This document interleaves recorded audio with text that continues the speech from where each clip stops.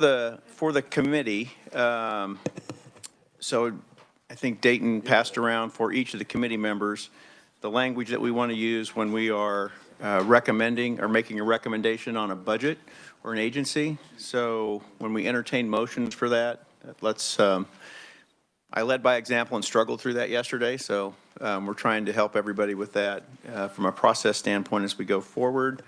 So with that, let me get my stuff ready here. Let's start with, oh,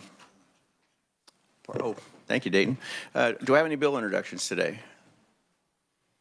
Seeing none. Okay, so we're going to roll right into recommendations for the Office of Veterans Services.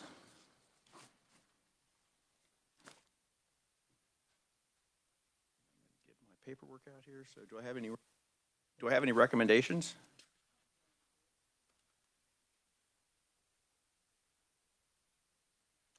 Representative Ballard?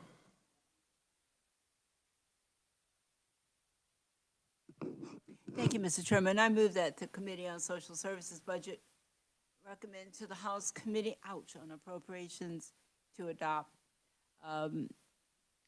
Recommended the Office of Veteran Services approved as presented to us yesterday.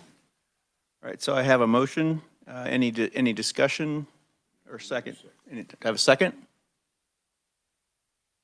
Representative Reese? Any discussion?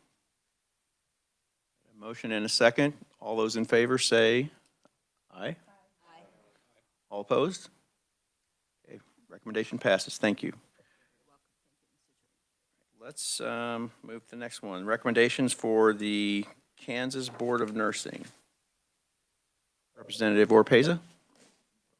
I move that the Committee on Social Services budget recommend the House Committee on Appropriations to adopt the appropriations for the Kansas State Board of Nursing for FYI 2025 and 2026 as provided yesterday in committee.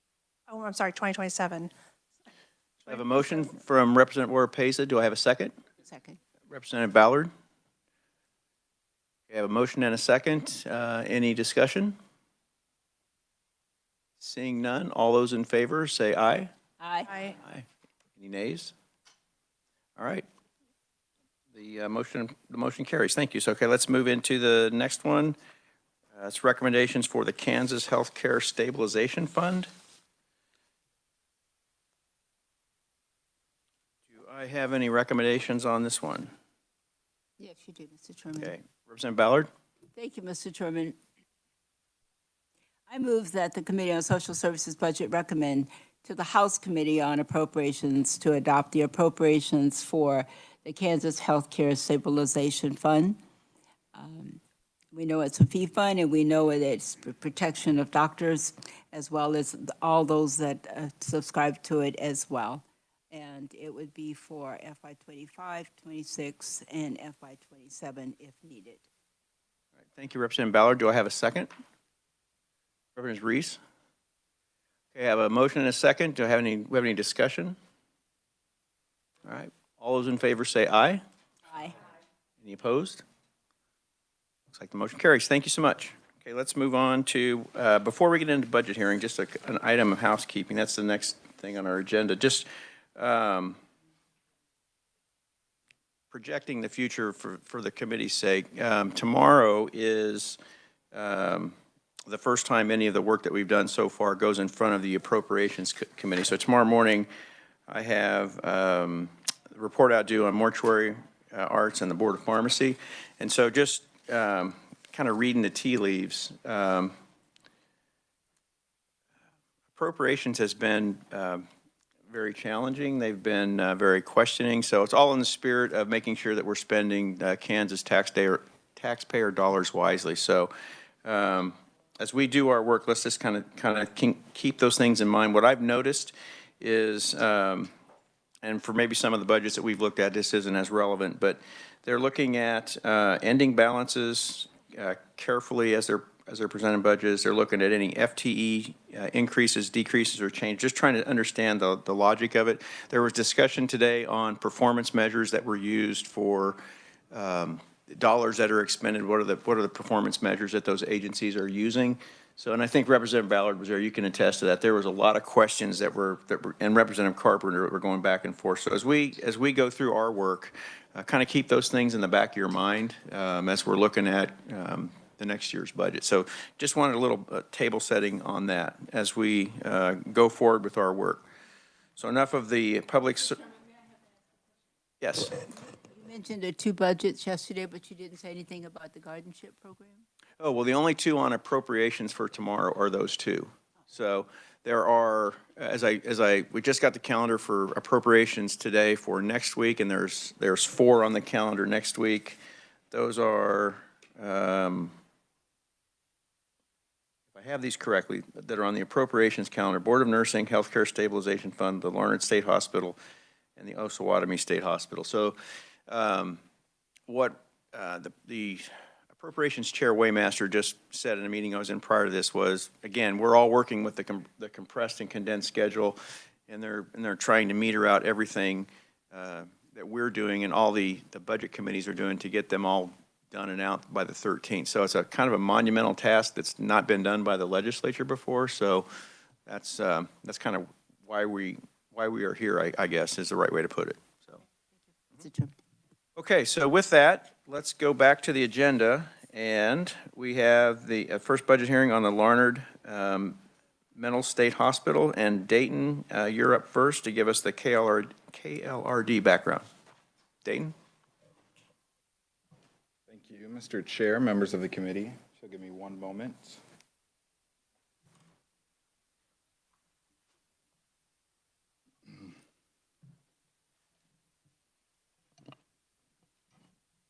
All right. Dayton Lemunian, Senior Fiscal Analyst with Legislative Research. I'll be presenting the hospital budgets today. Before I start, I would note the chairperson or the chairman referenced the performance-based budgeting that is published now on our website if you're interested in seeing any agency performance measures. We have not printed full copies. It's about 1,000 pages, so quite a lengthy document. However, you can search by agency if you're interested. So you all should have a document labeled the Larned State Hospital. Larned State Hospital is one of the 2 state mental health hospitals serving the western 2/3 of the state. It is made up of 3 programs: the Psychiatric Services Program, which provides mental health services to civilly committed individuals who generally have a shorter length of stay; the State Security Program, which provides mental health services to individuals referred to the hospital by district courts; and the Sexual Predator Treatment Program, which provides services to individuals determined by a court to be sexually violent predators. And I would note that the SPTP does have reintegration units at other hospitals as well. Looking at the first page, that table, you can see that the bulk of the expenditures are divided between salaries and wages.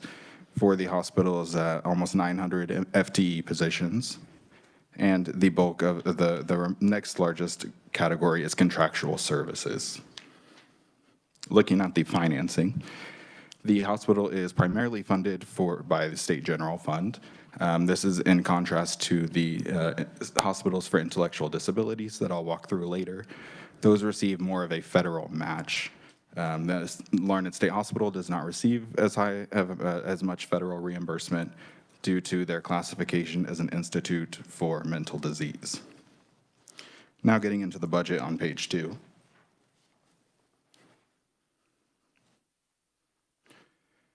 The 2025 approved amount was $82.2 million, and the agency's request for 2025 is $128.6 million.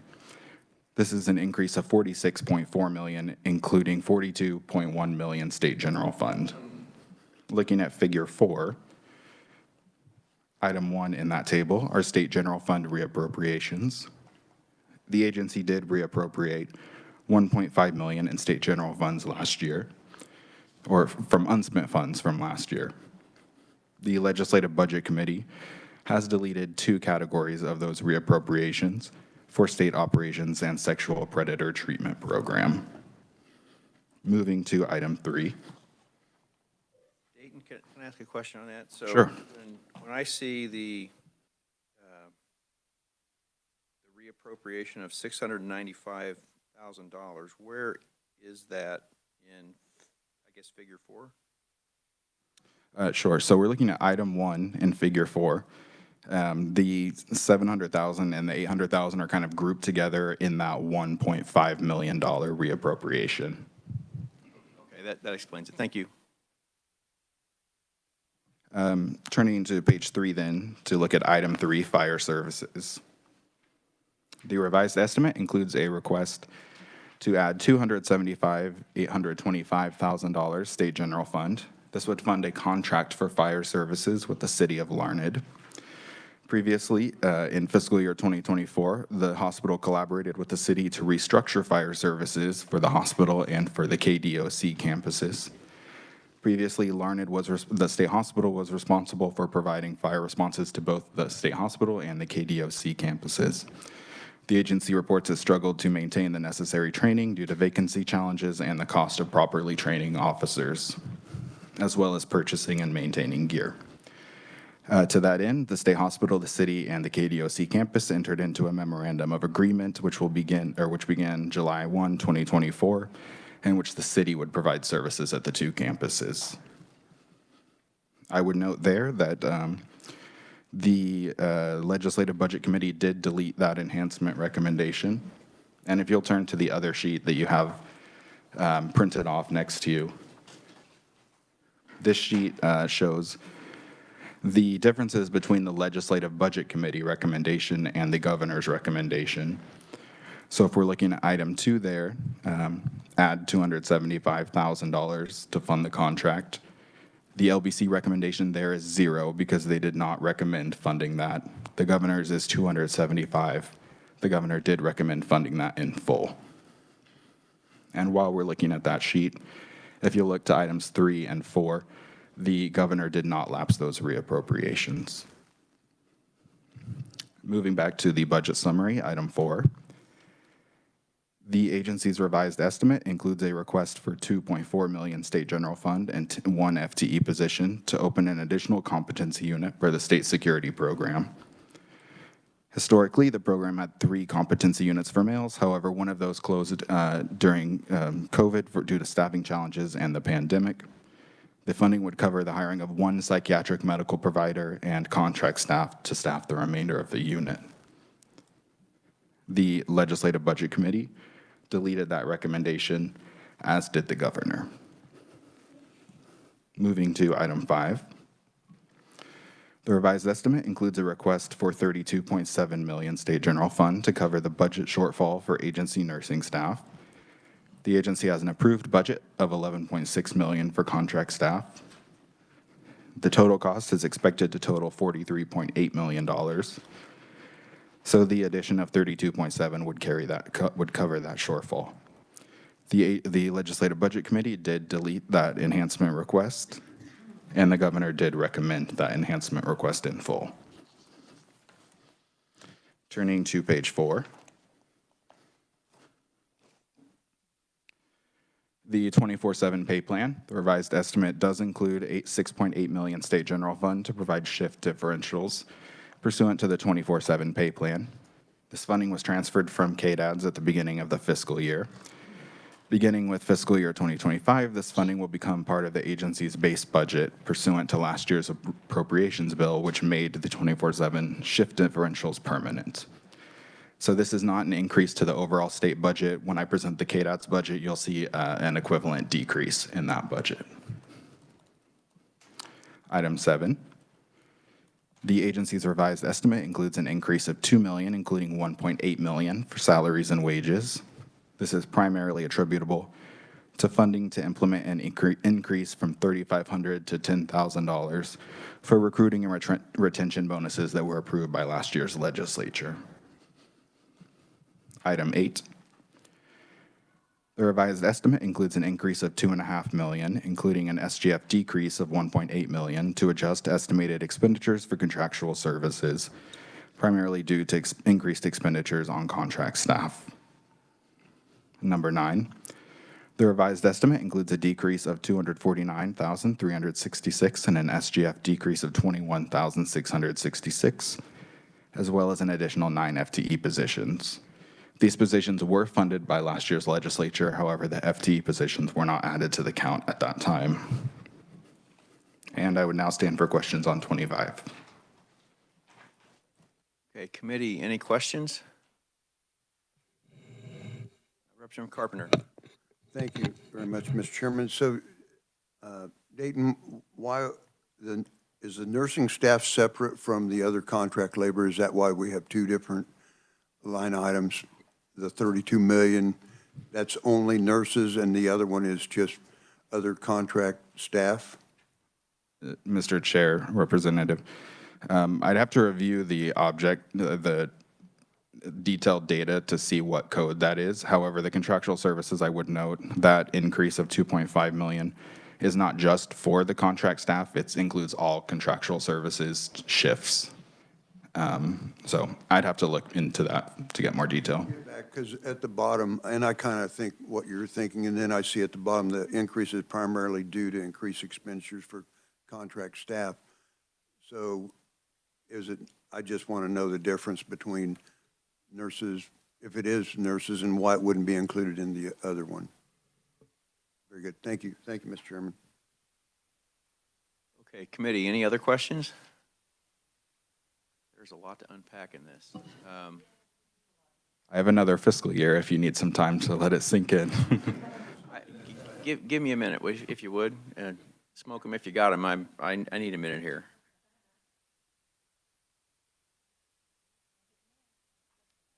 Representative Ballard? Thank you. On page 4, if you look at salary and wages, what we've been doing in appropriations is we're going to put that all together and deal with it later on. Okay? But what I'm looking at here, it says there's an increase of 2 million, including 1.8. This increase is primarily attributable to funding to implement an increase from 3,500 to 10,000 for recruiting and retention bonuses. C made no changes to that as well, right? So all of that will stay the same. So when we present this, I'm just logistically asking, then what we will indicate is that this will move forward, but then we will put salaries after February the 13th. Mr. Chair, Representative, stepping back to the interim when the Legislative Budget Committee, the Special Legislative Budget Committee made their recommendation, there was a motion to delete all salaries and wages increases. Those were for agency pay plan type increases. This is not an increase associated with a pay plan. Stepping back even further to last session, the House Appropriations authorized a subcommittee to study contract nursing. One of their recommendations was to increase recruitment and retention bonuses, and language was added to authorize that to last year's appropriations bill. Funding was not added at that time. So this reflects the agency including the funding for those, as well as other, miscellaneous shifts in salaries and wages. So they're not associated with kind of a pay plan or salary increases. It's just an increase in that category. You're welcome. So I guess for me, Dayton, the easiest way for me to synthesize or simplify what I'm seeing here is to go to the one-pager, and it's I guess the difference between the agency and what the LBC recommended in the agency nursing staff, that $32.6 million. That is the issue, correct? Or am I oversimplifying it? Mr. Chair, are you referring to what Representative Ballard was describing? Because that's a different item. But if you're referring to just the nursing staff. Just the nursing staff. Okay. So looking at that sheet, the legislature did not recommend funding the shortfall because the Special Committee on Legislative Budget deleted all enhancement requests. The governor did recommend funding that shortfall. And this has been an ongoing, a year-to-year kind of situation presented in the budget. Okay, thank you. That helps me anyway. Committee, Representative King. Yes, thank you. Question on Figure 1, The chart there, the fiscal year, I believe it's on page number 1 there, Dayton. Contractual services, I'm just looking at it, and I'm just going to pick a fiscal year 2025 agency of 60 million, slightly more than 60 million. Of that 60 million, how much of that would be outsourced, or is that 100% of that outsourced? Mr. Chair, Representative, so contractual services, that category is all for contracting. It's not all for contracted labor. It could be, you know, a number of other things for the operations of the hospital. I think one thing that might illustrate how much of it is contract staff, though, is if you compare the 25 number for agency to the legislative budget, it's a decrease of about $35 million. So the bulk of that is for the contractual labor, as well as they have, I think it was $11 million in their base budget for contractual labor. So really the bulk of that category would be for the contract staff. And a follow-up question then is, how is IT handled at Larned? Mr. Chair, Representative, I'm not sure that I could answer that question, but I think the agency probably could get some information for you. And if not, I'll follow up. All right, if a member with the agency would appreciate it. Thank you, Mr. Chair.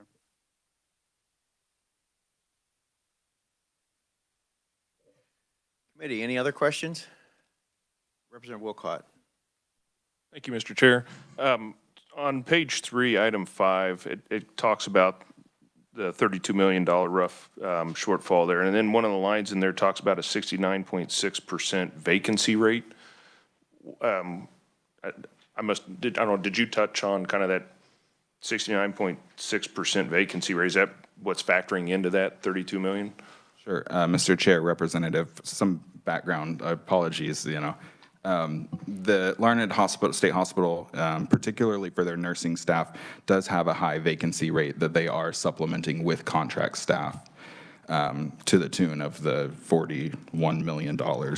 I would note the 69.6% there is for the nursing department, not their kind of agency-wide.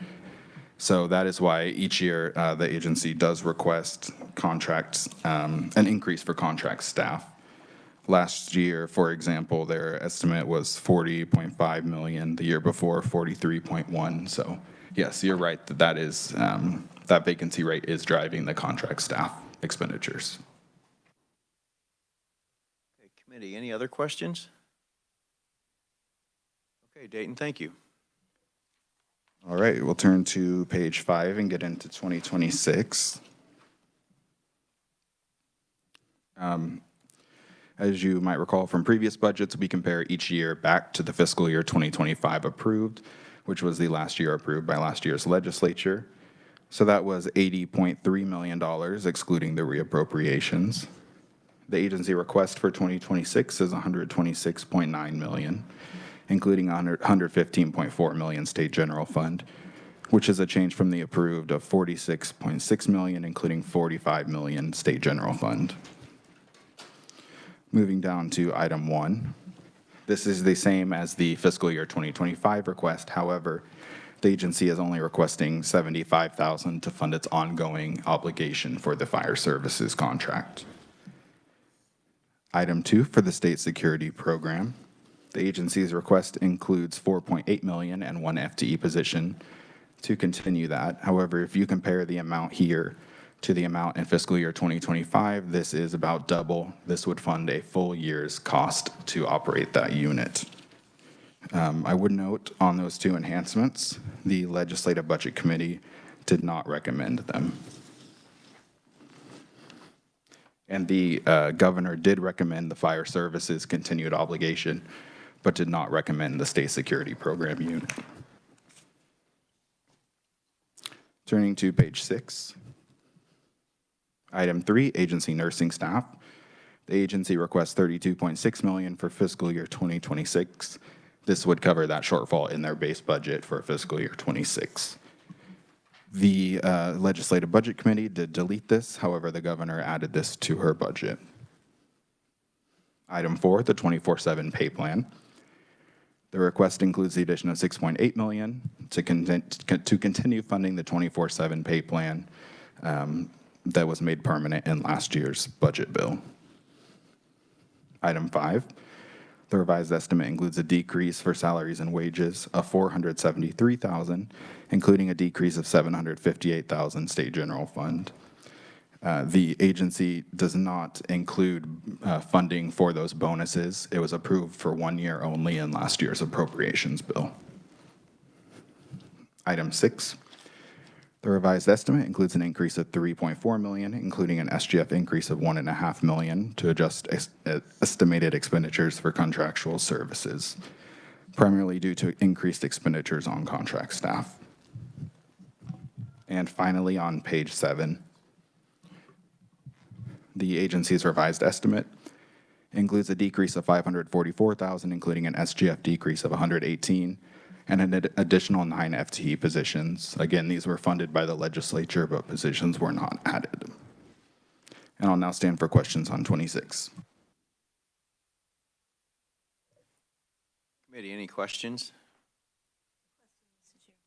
Representative Ballard.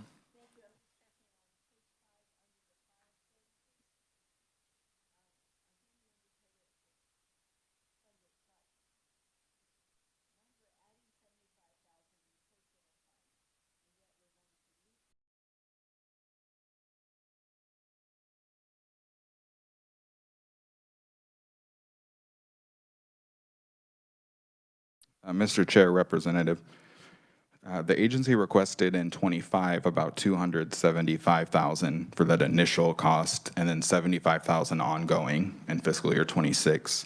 The Legislative Budget Committee didn't recommend funding either of those amounts in either year. The governor recommended funding both of those amounts in both years. Does that help?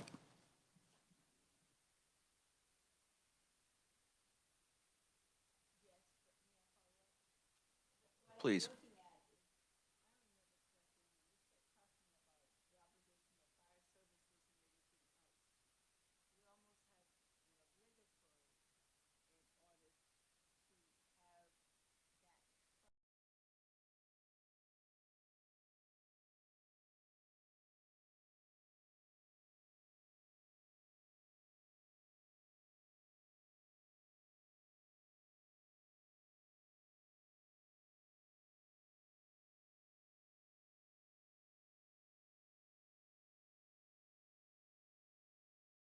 That might be a question for Mr. Bruner or Representative Carpenter. Thank you, Mr. Chairman. So I think what I understand from the Legislative Budget Committee and this is that if we can justify that expense, then there's additional scrutiny rather than just an agency asking for that expense. So if we can justify that, and we may hear it from the agency, but if this committee can justify that expense beyond a reasonable doubt, then it could be recommended and we could add it back in the committee process. So I hope that clarifies a little bit.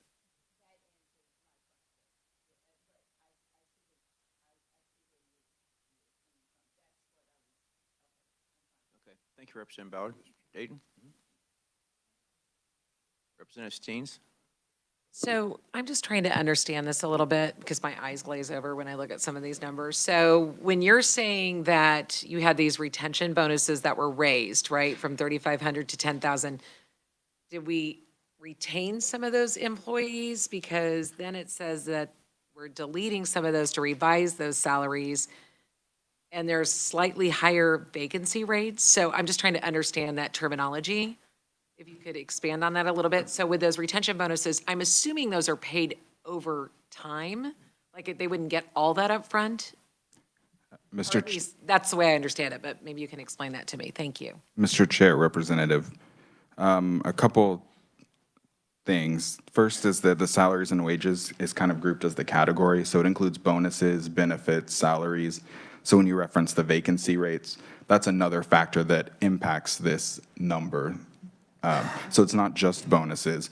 However, the bonuses, the increase was authorized as a language in last year's appropriations bill to increase that. So it authorized the agency to do it, but didn't add funding. So that's what they're revising here. As to the kind of qualifications on the bonuses and whether they've been effective, I defer to the agency. I do believe there are some time qualifications in terms of working for a certain amount of time before they're paid out, but I defer to the agency. Is that helpful? Yes, I'm just trying to understand that with Of the course. budgeting and the changes and all that. So thank you. Thank you, Oh. Ellen. Thank you, Mr. Chair. Can I just have one more follow-up, just a real quick? How many beds are in this hospital? Or people that are actually like,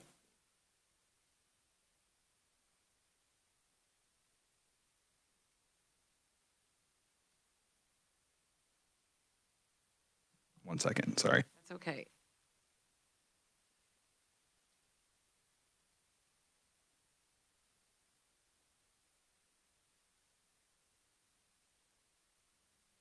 All right, so there are a couple different programs, so I'll give you the kind of overall bed number and then break it out. So for fiscal year 2025, which is the first year I presented, well, actually for both years, the total is 520 beds. 90 of those beds are for the psychiatric services program, and that's the program that serves the western 2/3 of the state, while Osawatomie serves the kind of eastern half. The next are 140 for the state security program, 274 for the sexual predator treatment program, and 16 for a reintegration facility for the sexual predator treatment program. And those are their budgeted bed capacity.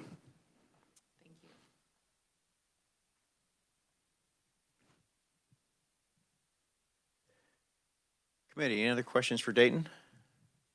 Okay, let's move forward. I think we have Scott Bruner, who's been here before. Deputy Secretary of Larned State Hospital. Deputy Secretary, welcome.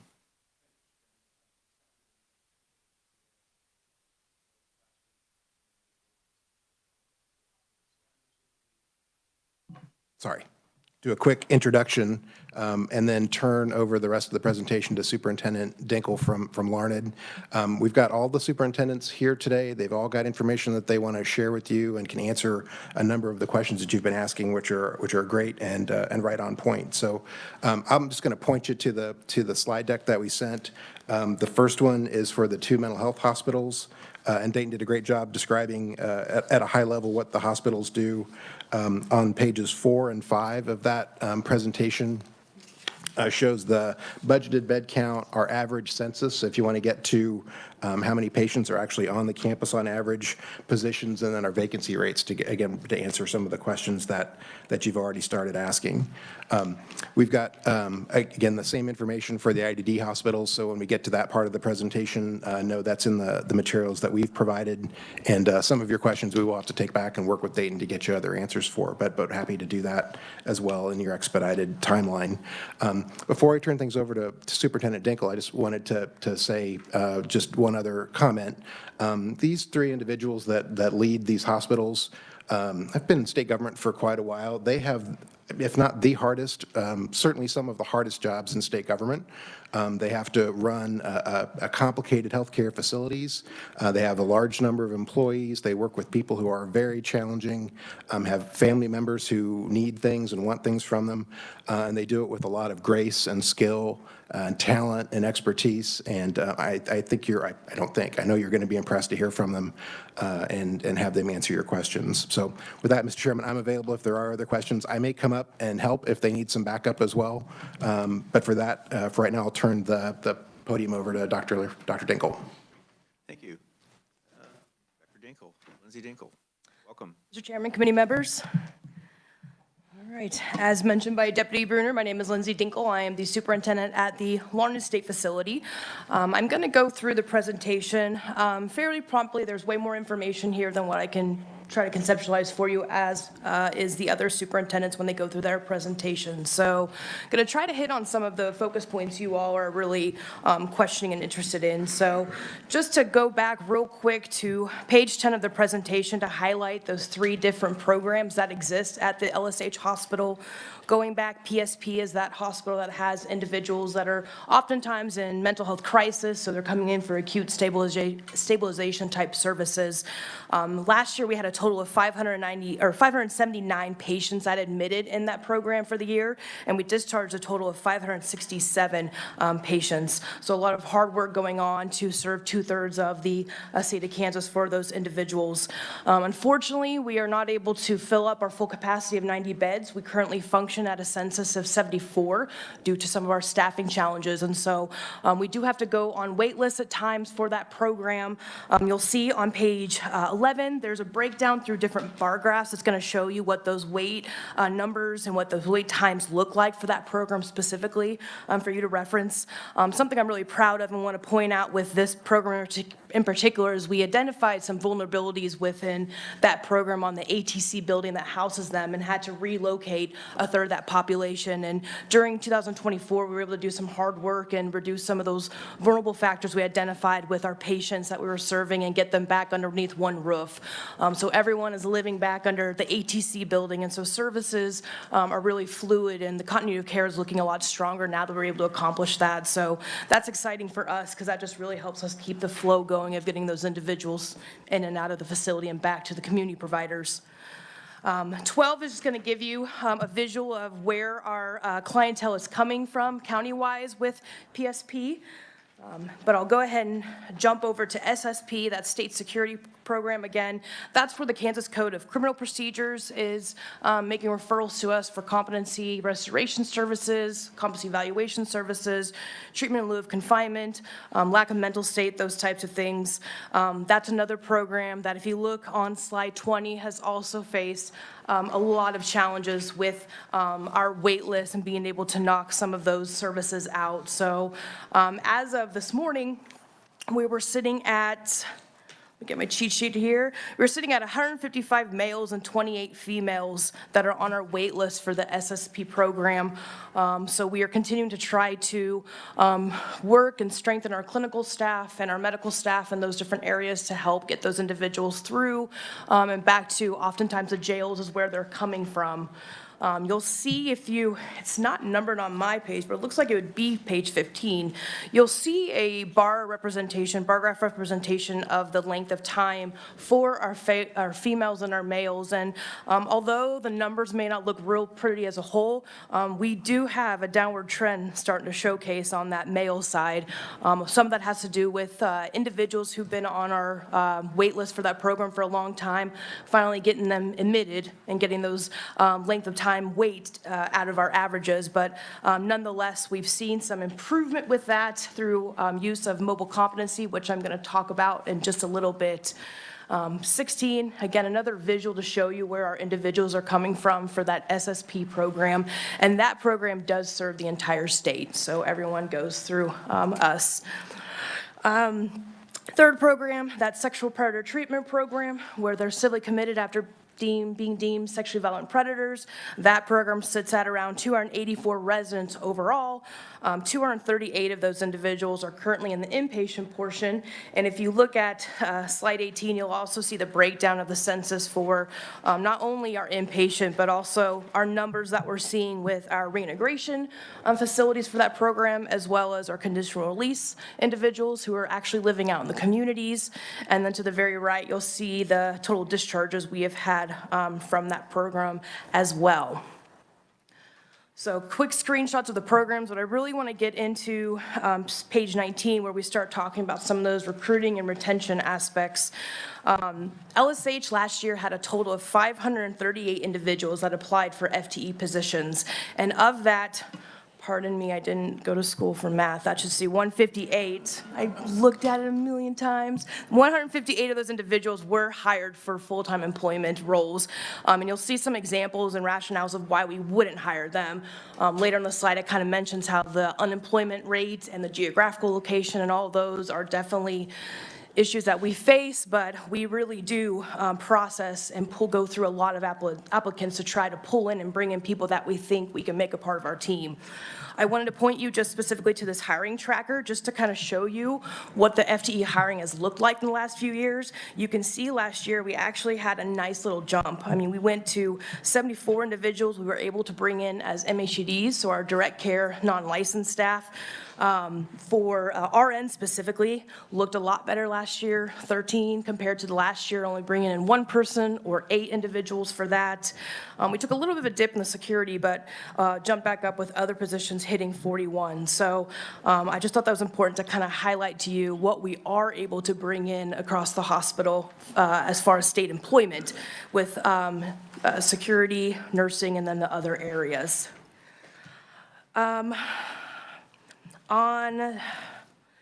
I'm going to go ahead and go to page 21. I want to really showcase some of this information because it really ties into some questions that have been mentioned. And this slide in particular on 21 is showcased in each of the hospitals' slideshows. So you'll see all the information that ties specifically into each of them. So with us, you'll see the first bullet highlights some of the bonuses that we incorporated last year or last fiscal year to help us with the staffing. We had a sign-on bonus, a referral, retention, and pickup shifts, as well as longevity bonuses. The full-time and half-time shifts, if you pick up 4 hours, you get $50 additional. If you pick up 8 hours consecutive time, you get additional $100 added onto your shifts. That has been a lifesaver to the point where it saved us from having to drop and pull out supervisors and pull in all of our backup people that we possibly have to get units and get officers covered there. So that has been a complete blessing to have those avenues to take to help get our FTEs to help us in covering some of those holes. Another thing, there was a lot of appreciation going on around the hospital around Christmas time. We did have our first retention bonus. If you were an employee for 6 months starting July 1 to December and you did not have any sort of formal discipline, you received a $1,000 bonus. And that hit paychecks right before Christmas. So we had a little extra smiles going around campus for that. So that was something that was a huge appreciation. Longevity bonuses as well. We have a lot of staff out there that have been committed to the state government and that type of work for a while. So a lot of appreciation and dollars going to thank them for that. Something else I want to mention on the second bullet is how once we started putting in place some of these recruitment and these retention bonuses, we saw a change in our vacancy. From June until December here, we went from a 45% vacancy rate overall down to a 35% vacancy rate. I've been with the hospital over 7 years. There's people that's been there far longer than me saying I've never seen LSH have a vacancy rate that low. I mean, we were feeling lucky enough, we were about ready to get some lottery tickets. So that's something that we really appreciate and feel like some of these retention bonuses, recruitment bonuses have really helped us with that. Something I also want to note with those retention and referral bonuses here for individuals starting with us or making referrals to us, those employees do have to work a certain amount of time before they're going to get that. And so you're just starting to see some of those bonuses kind of kick out towards kind of the November, December time period. I think you give it another 6 months, you're going to see more of those showing up because it just hasn't been enough time yet for some of those bonus opportunities to be achieved. I think that's the biggest piece I wanted to point out with that page there. I am going to transition over to on page 23. I just want to hit a little bit more on the mobile competency service that I mentioned with SSP. Something I want to point out that I'm really proud of with that program is mobile competency was a means for us to try to provide some outpatient type evaluation and restoration services to try to help get that wait list under control. We only completed 13 evaluations in 2023, and last year we were able to jump up and get 54 mobile competency evaluations completed. So that's 54 more people that were evaluated or we were started to work through restoration services off that 146 plus or minus wait list. So I'm very pleased to see the work that was occurring from that program and making some of the difference there. Now I want to jump into the agency nursing staff. Page 25 is where I'm kind of starting. As was kind of mentioned, the nursing vacancy rates. As of the production of this presentation, our RNs were sitting at about 66% vacancy rate. LPNs, LMHTs are right at 70%, and those MHD, CNA, PCSSs were about 47%. So if you take a quick look at the table on the left, that is ideally the numbers that we need to hit in order to safely run the facility, meet the acuity needs, and take care of all of our patients and residents. On the right-hand side, you're going to see a table that shows a screenshot of what the numbers actually are that we're working with as of January 7th between our FTEs and our agency. So you'll see that we do fall short, even with all the agency staff we are using to help supplement. So with that, we need agency and FTEs to help us out with continuing to work overtime and pick up those extra shifts in order for us to continue to keep the staffing levels safe. Jumping into page 26, continuing to discuss about the agency nursing staff. This is not anything too crazy new, but some of the biggest challenges that we face with being able to get individuals to come out to Larned State Hospital. So 3 big things. Location. I'm telling you, if we get a Marshall's and a Chick-fil-A, I think we can make some things happen in Western Kansas. So I'm just saying. Patient type, our clientele, it's not just kind of a general psychiatric population. It is forensic. It is different types of individuals and needs there. So that can make it challenging to bring both agency staff and FTEs. As well as within the community, we have struggled, even with bringing in agency staff, finding housing in the community for people to stay. We had people showing up to orientation saying, I don't have anywhere to live. And I'm sitting thinking, okay, landlord, Great Bend, Hayes, Dodge, all places trying to find them some spots to live. So that's another challenge that we have. But I just want to give you a visual example because this tends to come up is, what are we paying compared to what we tend to pay for our agency staff? And so that table there shows you what the starting pay is for our FTEs right now for our 3 different direct care positions and the roughly average amount of contract nursing rate that we have to pay out to them. We did have a change in November where the COVID rates went away. We had new contracts with a bunch of agencies.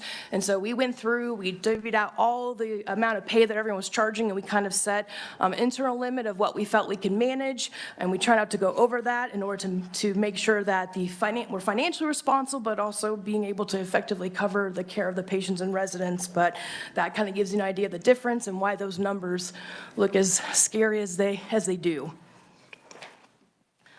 Page 27, just hitting a few of the challenges that we continue to battle through with managing our budget.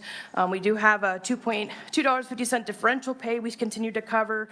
One thing I wanted to point out specifically is I've testified last year, mentioned before, about how we have a lot of medical expenses with the SPTP population and that they're aging. Something we've also noticed in our SSP and PSP population is that we're also seeing individuals coming in with heightened medical needs, causing us to have to send them out for services. PSP is a little different. We can discharge and work through their own insurance, but individuals who are with us through like SSP, typically that bill comes back on us that we're having to cover those medical expenses while they're with us. So I wanted to kind of mention that piece there, and then just the challenges with the reappropriation piece as well. And then lastly, I don't want to repeat too much of what was already said, but do want to mention in the supplemental request for the governor's budget, the agency contract money we are requesting to help us continue to fund and bring in those individuals to keep the operations running. As far as the City of Larned Fire Services, it was already kind of mentioned, but just the ability to get these individuals out off the floor to go Hayes an hour away and get the training they needed and maintain the training and buy the proper gear.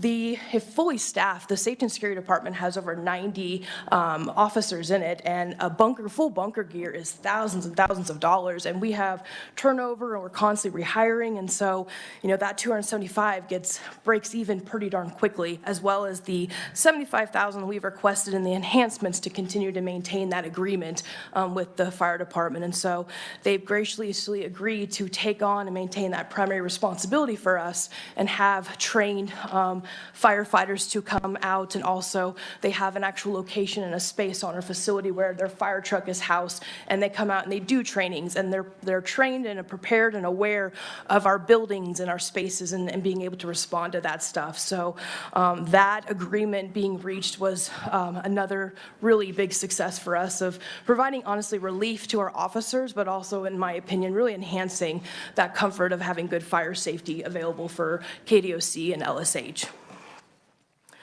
The rest of the slides for Larned State Hospital are just the performance-based budget. So with that, I will stand for questions. thank you, Dr. Dinkle. Committee, any questions? Representative Oropeza.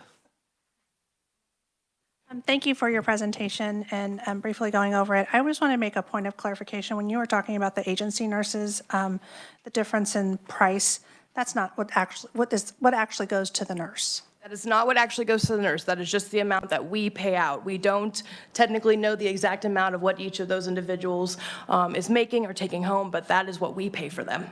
And I haven't, sorry, a lot of questions. Sorry.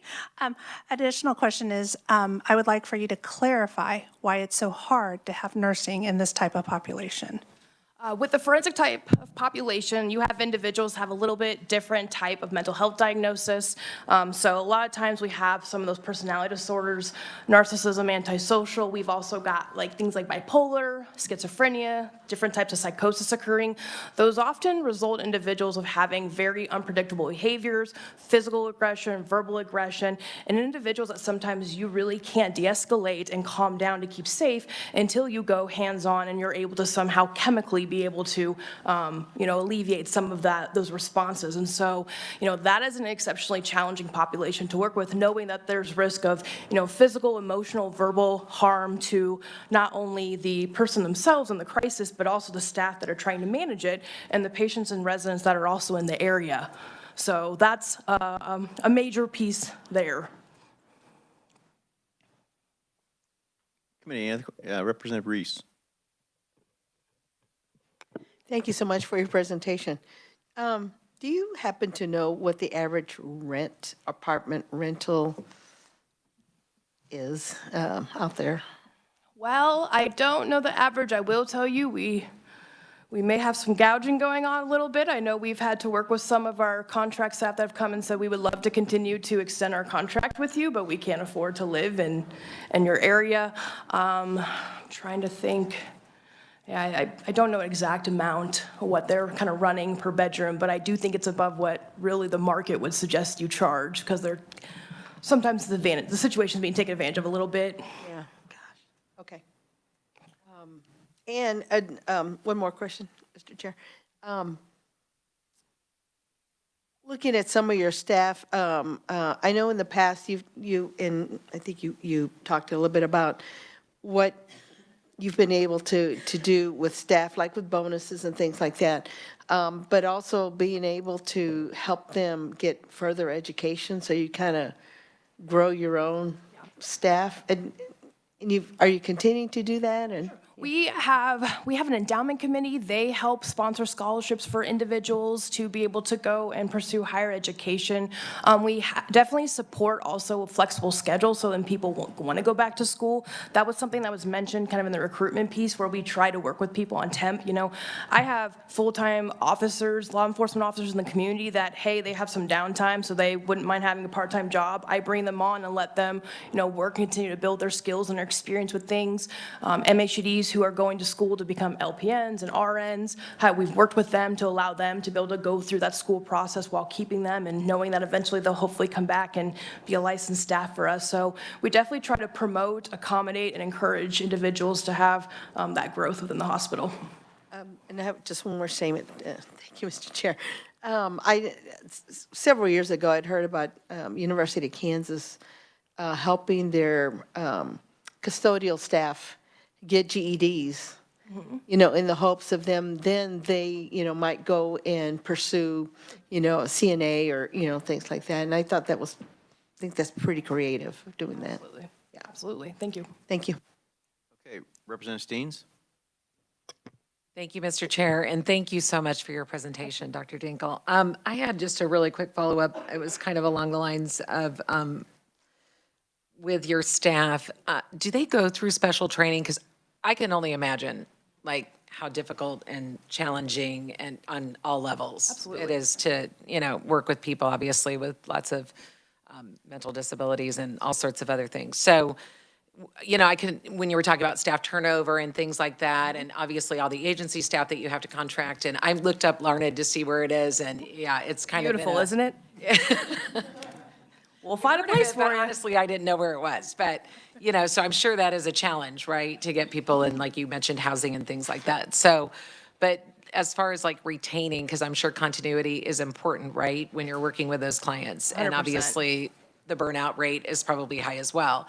So do they go through any kind of special training and things like that when? Yeah, we definitely have a process or orientation that we try to get them exposed more to understand the type of clientele they're working with. We have a specific physical hands-on and verbal program called CPI that we use to help educate and prepare them. I definitely think it's always an area to improve. I don't think you can ever be too skilled or too knowledgeable about dealing with this type of population, especially with how predictable human behavior in general can just be. But we do try to get them on the right path by going through very specific trainings in the orientation process to prepare them for some of those types of behaviors and what psychosis even is and what that might look like, and not feeding into some of the delusions and that, and how to manage that. And would you say that those retention bonuses have helped with that as well? I mean, on the monetary side of things, Yeah. right? Because we have to face it. That's Yeah. I think morale-wise, the hospital is in a lot better place than I think it's been the last several years. So I don't think you can quantify that sometimes, but it's just the feeling of not being so tense when you walk into buildings and see staff. So that is something that, like, you can't, it's nice. So I definitely think morale-wise, it's very beneficial for us to have that little piece. And like I said, a lot of those FTEs and that, I mean, we've had a lot of people that have been out there for a while. Just this last year, I don't know the number specific, but I mean, we had so many people that were retiring from the state and had many, many years of being with, state government work. So it's pretty neat. Got Representative King first. Yeah, thank you, Mr. Chairman. A quick question on slide 26. I'm just going to use the RN wage there, the $38.86. Is that base rate, or is that fully burdened with all the benefits also? That would be the starting rate, and then because we still have that $2.50 differential for our vacancy, that would be added on to their rate as well. So the burden would go on top of it, unemployment, capers, all of that stuff. Okay. Thank you, Mr. Chair. Representative Ballard. Thank you, Mr. Chairman. I just want to cover the agency nursing staff. And one of the things you said about the morale, I can remember when our overtime at all these facilities was totally out of control. And so now the biggest problem we have is the contract nursing. And we're looking at it. So I was just looking at 5 on page 3. When we look at the agency has an approved budget of 11.6 million, but the total cost for 25 is expected total over 43 million, and the total cost. So we're looking at it, but the one that I'm still a little concerned about, as of June 2024, the agency vacancy rate for the nursing department was almost 70%. And that becomes really, when you say morale, when that stays that high in so many instances, people end up having to work overtime. Am I correct? Yeah, as far as voluntary overtime, that has been a lot more prevalent and more present. We have went months of not having to mandate people, force people to work extra hours, because we've been able to get either people who are volunteering or managing their schedule to be able to work those extra shifts for us, or we're able to use agency to help cover it, so. We still have to use a heavy number of contractors, right? And so, in other words, the nurse is not getting all the money, but also the other people that are helping them. Have you seen since June any improvement in making more people on a regular basis, or do we have to rely on overtime? Overtime is definitely still, we don't ever go a day or a week without having overtime shifts. So, yeah, we have to have that in order to survive. Mr. Chairman, I asked all these different questions, and I could ask a few more, but when I look at it, when we added 32.7 million in SGF, and the legislative budget deleted the 32, so we're back to a situation that we were trying our best not to be in, with contract nursing and heavy overtime, which anyone who's working a lot overtime, a lot of those people are trying to find another job that would give them a little more relief. those who need overtime in order to live that need more money, that is fine. But then you have a housing shortage as well. So I ask all these questions because I'm going to have to make somewhat of a case later on for why we should not delete this when we're over 70% almost already, and now we're going to take this away. What do they do with overstaff when it's mandatory that we provide? Yeah, and I think I just emphasize that point of the difference between years ago is that people were being mandated and forced to have to work all those hours, whereas now there's not that constant presence of mandates, and people are acclimating to the norms of what LSH needs for, shifts, and people are getting used to coming in knowing my norm is gonna be working 12-hour shifts. 8 hours is my shift, but I'm gonna automatically schedule and work in 12 hours for coverage. It works for my lifestyle, it works for me financially, because I'm having that extra overtime piece, but they have a little more freedom and say of when they're scheduling, when they're working, and being able to manage that work-life balance. Now we have to just add in here, the morale. The morale becomes the really big issue of what you're looking for. And we're talking a lot about our performance-based and how effectively are they getting their job done? And have they presented the need for why we have to have these hours in order to keep the morale up, to make sure that the safety of the patients are there. Also, the federal obligation that we have in order to do it by census as well as population. Sure. Thank you, Mr. Chair. Thank you, Representative Ballard. So I'm fairly confident we're not going to be out of here by 5 o'clock. So I'm going to have Representative Carpenter has a question, and then Representative Reeves, you have us one as well. Then we need to kind of move if we can, unless there's any other really pertinent burning questions. Representative Carpenter. Thank you, Mr. Chairman. And these questions will apply for each hospital, so the rest of the folks can be prepared to answer these also. So what are our nursing requirements? Meaning? Meaning hours, 24 hours a day? No, 7 our days? nurses all work 12 hours. Okay, but we're required to staff 24 hours a day? Yes, correct, yes. Okay. So that's true. So what would and what is the ratio? So we typically have at least one licensed RN staff for each of our units. Well, it's all based on the programs and the acuity needs and everything that changes each day, but you're looking at least one RN for every unit. Some units, especially PSP, we have additional licensed staff that are working because we have admissions coming in, and those have to be managed by them. I don't have I'd have to get the exact numbers of kind of what we're running. And you could get that to us. Just trying to get a snapshot of how many nurses we need, and if we could do something, would there be something in that realm of the requirements of 24 hours a day that would be safe, and yet we could cut our nursing contracts? Just brainstorming. Okay. Appreciate it. If we didn't fund this, $32 million, what's going to happen to Larned State Hospital? I'm hoping these guys are going to come help me run the units. Yeah, everyone who we can mandate and pull is going to be on this, but even then, we wouldn't be able to safely, we'd have to lock down patients, residents, and pull in individuals to figure out what we do next. So basically, you'd have to close. Yeah, we could not operate. So back to the folks that you were talking about that are requiring more Medicaid or more health deals, are they on Medicaid, or is it a Not necessarily, not necessarily. Okay. Those are my questions, and I would appreciate each hospital to answer those questions to the best of their knowledge. Thank you very much. Thank you, Mr. Chairman. I will keep my mouth shut from now on. Representative Rivas. Yeah, thanks for the presentation. It was very good and very fast. So thank you very much, sir. We're still running out of time. I kept up. So my question is, the $32 million. So that's fully funded with all the hopes and dreams of making things go perfectly.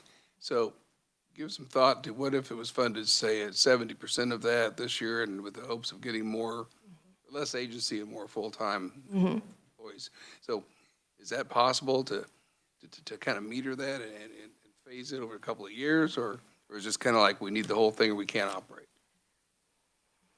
We need it. We need it. We're talking taking care of human lives of very vulnerable populations. If we don't have the people, we're not safe to have them out and about. We need every penny. Check your cars. If you got a penny, we'll take it. Thank you. Any other questions before we move on? Representative Wolcott. Thank you, Mr. Chair. It's real similar to Representative Rivas's comment there. If you were able to staff full-time with staff versus contract, what would that savings be? I would have to reference my CFO and do some figuring. I would not know that off the top of my head, unfortunately, sorry. But I could get that, like, we could work on it. I mean, it just wouldn't be 32, right now we're shortfall of 32 million. So if you're able to staff it, are we talking a $5 million shortfall versus a 32? I think that's similar to what you're talking about. All right, thank you. The reality is even if we did fully staff it, where we put everyone in the community and how does that all look? The system is layered. It's an onion. Okay, committee, I think we're going to hold questions there. Mr. Bruner, you look like you were moving, going to say something. Oh, okay. Okay, so let's pause there. I know we also had on the list Amy Campbell and Kyle Kessler. Do you have anything to add, Amy? Amy, you are from the Kansas Mental Health Coalition. I recognize you from, I believe, Health and Human Services. Is that correct? So my name is Amy Campbell, and I represent the Kansas Mental Health Coalition. We're a roundtable organization of entities that have interest in mental health policy. We meet once a month, develop consensus on mental health issues, policy, and then I bring that to you here in the Capitol. My testimony looks like this. I'm not going to read it because we're running so late, but I attempted in here to put down some history about the state hospitals, because I think it's really important with all of the new folks here that you guys get a sense of what we've been through. There have been some questions here about, I think you can obviously look at this and think, well, staffing in a hospital with contract employees, that's not a fiscally sound decision at the end of the day. But what are the consequences? Well, the consequences are you get in trouble like we did at Osawatomie State Hospital, and you get decertified by the federal government, and then you are operating a state hospital that's no longer certified by CMS. It's not eligible for any federal funding or DISH payments, and you're basically funding everything with state dollars straight up. So it was a nightmare, and getting that hospital recertified cost millions and millions of dollars and took a very, very long time. So even today, the majority of that hospital is not CMS certified. The acute unit is certified. So I have some history here. I hope you guys will look it over. I had the opportunity to be appointed by the legislature to serve on the mental health task force once upon a time that did a statewide bed study to talk about how many inpatient beds the state of Kansas needs. That study recommended adding hundreds of beds to the system. We have not quite done that, but building the regional hospital in Wichita will help. At the end of the day, though, I ask you to look at the continuum of care. The more we put the money into the crisis stabilization centers, crisis intervention centers, clubhouse programs, certified community behavioral health centers at the community level, that intercepts these folks before they need that highest, most expensive level of treatment. And so the legislature has, in the past several years, had a bipartisan approach to doing that, and we appreciate that. So you are going to see requests that are literally in supporting programs that have already been invested by the state. You don't want to turn backwards on those programs. We very much support the request for the 2 psychologists in the program. We support the enhanced funding for the salary increases, and we certainly hope that the work that has been done about bonuses and retention will be funded in the out years, because it's obviously something that has seen some success. I have to say that in the many, many years I've been doing this, working with the folks at the state hospitals, it's very impressive, their level of commitment. You've heard them here today. And so I can promise you that you're not getting requests from them that are frivolous or somehow just trying to pad everybody's salaries. So with that, Mr. Chairman, I would be happy to stand for questions. Okay, committee, any questions for Amy? Representative Ballard. I'll make it very quick. One of the comments you made about when you were decertified it cost us $1 million. Yeah, there was, at one point, the daily cost was lost federal funding of almost $1 million a day. We went through. Not a, was it a day? It was, yeah, a day. Am I correct on the day? I thought it was because when I told my husband, no, it was 20. When I looked at that, it was just the way it was, because if you're not getting federal dollars, they can't match it. You have to pay for everything across, and we had to do the literature and everything. And we got to that point, and I can remember when we got that.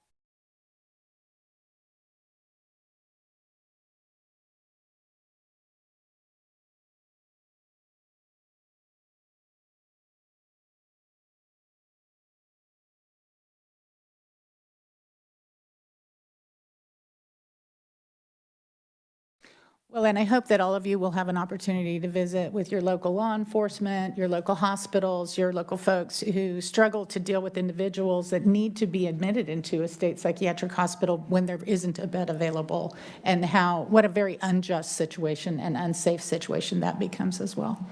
Thank you, Mr. Chairman. Thank you. I know Kyle is in the audience. Kyle Kessler, Executive Director for the Association of Community Mental Health Centers of Kansas. Thank you, Mr. Chairman. My name is Kyle Kessler, Executive Director at the Association of Community Mental Health Centers. We appreciate the opportunity to be here and provide a few comments on the state mental health hospital budgets. Also, as a reminder for some of you and as an introduction to others, our association representing all 26 licensed CMHCs around the state, whether it's Kansas Mental Health or the Guidance Center, Burton Nash, Johnson County, Wyandotte, Prairie View, those are just 5 of our 26 members around the state. So we wanted to make a couple quick points, and realizing that you have others to get to, I'll be brief as well and echo the comments that Amy made, also the comments that Deputy Secretary Brunner made in terms of the work that the superintendents all do. And about 20 years ago, I was at the old SRS, and some of us used to refer to the hospital superintendents as really the cornerbacks on the football team. If they fall down, everybody knows it. If they don't, the quarterback looks a different way, and you don't hear about what they do and the importance of it. So I think that that's something to bear in mind, and certainly the work that they do is so important. And the intersection between the state mental health hospitals and the community mental health centers, and now we talk about the certified community behavioral health clinic model, is very clear in statute. In our testimony on the front page, we talk about Chapter 59 and the Care and Treatment Act, and goes into the details of the relationship between the mental health centers and state hospitals, as well as referring to the CMHCs as the gatekeepers for the state hospital. And so the admissions and discharge processes for the CMHCs and that work with the state hospitals. I also think that the state hospitals have a tendency to be towards the middle of the spider web. If you touch one part of it, substance use disorders, community mental health hospitals, community mental health centers, critical access hospitals, law enforcement, the whole spider web shakes. And so when those wait lists are in the 50 to 60 range for the 2 state hospitals, then that is a substantial impact on communities around our state. So the next segue I would make is to the new state mental health hospital in Wichita. I think that will not just serve the south central part of the state extremely well, but the state of Kansas as a whole. It will be better for the patients and the families that are served by those state hospitals, as well as the staffs who work at those state hospitals, and again, those community partners, including the CMHCs, as well as law enforcement and the critical access hospitals, the community hospitals locally. So that is, I think that our ask at the end of the day is to continue preserving and maintaining the work that's being done at the state hospitals, and again, the asks that they make for additional help are certainly worthy of consideration and funding. And lastly, the workforce piece is something that we worked on a lot last year with the Kansas Behavioral Health Center of Excellence. We'll talk to you all more about that next week with the budget hearings for larger KDAD's agency. And really, when late Chairman Les Mason worked on that issue as part of a subcommittee that was appointed by Chairman Waymaster in full appropriations, and I know Representative Ballard and Representative Carpenter were on that subcommittee. It was really the push on that was the contract nursing issue relating to the state hospitals, and knowing that over the last 5 or 6 years, how much that has grown is unsustainable going forward. So we need to grow our own nurses and clinicians and docs as much as we possibly can, and maximize that funding through the federal government where we can. And kind of go that direction. And we really will have, I think, a national blueprint for success in our state, both inpatient as well as outpatient mental health services. So with that, Mr. Chairman, I would stand for any questions you all might have. And also my testimony goes more into the details and the history as well of the connection between the community mental health centers and the state hospitals, because that is a unique thing about our part of the mental health system. Kyle, thank you very much. Representative Reese. Thank you, Kyle, for your presentation. I can't remember. Do you know when the hospital, the Wichita Hospital, when it's going to break ground? Because it hasn't broken ground yet, right? Yes, I would refer to Deputy Secretary Bruner, and he'll later on let me know that I needed him more than he needed me.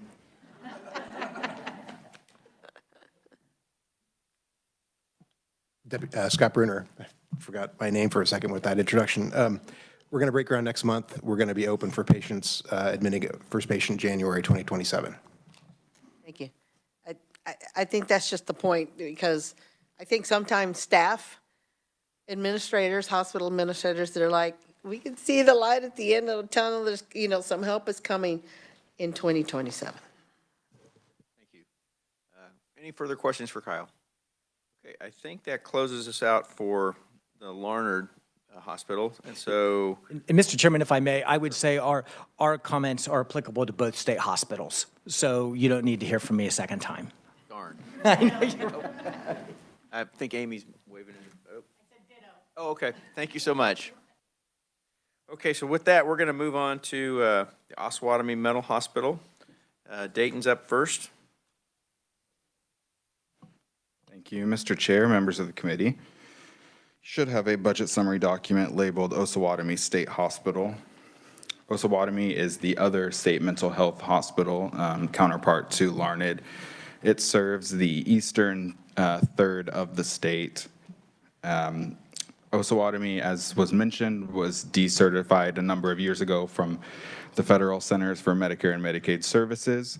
However, over the years, the agency has been renovating and getting beds certified. Those certified beds are on the Osawatomie campus, but referred to as Adair Acute Care.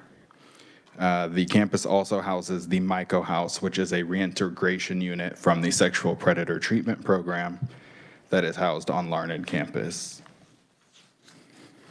And I'll turn to page 2. The 2025 approved budget was $57.4 million, including $45.5 million state general fund. The agency's request for 25 is $75.7 million, including $61.3 million state general fund. This is an increase of $18.4 million, including $15.8 million state general fund. Moving down to figure 4, the agency did not have any SGF funds reappropriated. Item 2, Osawatomie requests $11 million for agency nursing staff. So this is a similar request that you saw in Larned State Hospital. for similar reasons. The total budget for fiscal year 2025 is 22.8 million. So this is about half of that budget, or this would comprise half of that budget. Turning to the next page. Item 3, the 24/7 pay plan. This will apply to all of the hospitals. For Osawatomie, it's $4.7 million. This is a transfer from KDADS for the shift differentials. Item 4, the revised estimate includes an increase of $6.6 million, including $2.6 million state general fund, primarily due to the agency estimating it'll fill more positions than it did in the approved budget from last year, primarily in the programs listed there, registered nurses and MHDDTs. It also includes funding to implement those retention bonuses. The revised estimate also includes 12.6 FTE positions. Item 5, the agency's contractual services expenditures decreased by $5.2 million, including $3.1 million state general fund for contractual services, primarily attributable to staffing and physician services. And item 6. For all other adjustments, the revised estimate includes an increase of $1.3 million, including $558,000 state general fund for a number of other adjustments, miscellaneous adjustments in the budget, including expenditures on drugs and pharmaceuticals, trucks, and a remodel of the Biddle Courtyard that was approved by last year's legislature. The Legislative Budget Committee did not recommend the nursing staff expenditures. However, the governor did recommend that funding.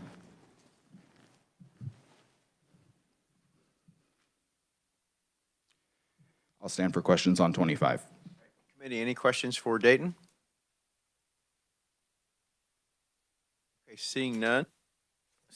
Let's, Deputy Secretary Bruner, do you want to do an introduction, or you need to move on to a year? One more year. I'm ahead of you. That's okay. It's a little fogged right now. Some repetition, so I'll work my way through it rather quickly. For 2026, the approved budget was $57.4 million, including $45.5 million state general fund. The agency's request is $76.5 million, including $62.1 million state general fund, which is an increase of $19 million, including $16.1 from the state general fund. Enhancement number 1 in figure 7 is the $11 million that you saw in fiscal year 2025 to fund their budget shortfall for nursing staff. Item 2, the agency is currently employing 4 psychologists and a department director who's also a licensed psychologist. These psychologists serve approximately 159 patients on Osh campus. The agency indicates they're not able to focus on evaluations due to other duties and responsibilities. As a result, the agency requests $250,000 and 2 FTE positions to employ 2 additional psychologists. The Legislative Budget Committee did not recommend this item. However, the governor did recommend funding for that item. I can walk through the remaining items. They're the same as the prior year. Up to you, Mr. Chair. Committee, I think we're okay with it, just moving on. Okay. Thank you, Dayton. Okay, so we have Mr. Bruner back up. Just quickly, I'll turn the presentation over to Superintendent Byram. It's in the same set of slides that Dr. Dinkle was speaking from, so she'll just continue on from there, and she'll take your questions as you have them. We are able, if you don't want to continue with the IDD hospitals, the superintendent could come back tomorrow. That probably interrupts your schedule, but we'll be as flexible as we need to meet your need since the hour's running late. If I asked Francie to change the schedule, she wouldn't like me very much, so we're going to press on. I would do the same thing, Mr. Chairman. So, okay. Let's roll. Thank you, Mr. Chair, members of the committee. My name is Ashley Byram, Superintendent at Osawatomie State Hospital. Osawatomie State Hospital has been around for 158 years. Dayton did mention about the 3 different entities that we do have at our facility, which is Osawatomie State Hospital, which is licensed by KDH&E for 116 beds. Then we also have Adair Acute Care, which is our acute unit, which is licensed for 60 CMS certified beds, But due to recent renovations to our Biddle building, that is now at 43. All of our rooms are now individually and private rooms, which has been more helpful than having a dual occupancy room. On slide 37, you'll see Osawatomie State Hospital's admissions and discharges. For the past fiscal year, Osawatomie State Hospital admitted 217 and discharged 212 individuals with an average length of stay of 158 days. On slide 38, you'll see admissions by different counties. Our number one county for Osawatomie is Sedgwick, with Johnson, and then Wyandotte as third. On slide 40, you'll see our admissions and discharges for our Adair Acute Care, our more acute unit. We had 1,044 admissions in fiscal year 2024, 961 discharges with an average length of stay for 15 days. And then on slide 41, you'll see also the admission by responsible county, with Johnson being at 307 admissions, Wyandotte 132, and Shawnee at 69. We do still have a moratorium wait list, and this slide on 42 shows you throughout the last calendar year how it waxed and waned throughout the year depending on our bed availability. On slide 43, you'll see the admission wait list hours. This will include for those that are coming to us for competency and those for just care and treatment. Sometimes our competency cases do take a little longer to come in, so their wait time is longer due to bed capacity, but also we've been having issues with transportation, being able to have the patient be admitted to the hospital. There's times where we have to wait a week or two for transportation to be arranged for them to be brought to the hospital.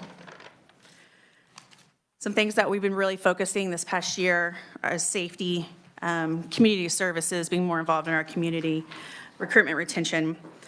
We've also been working on updating our technology, both for interior and exterior cameras.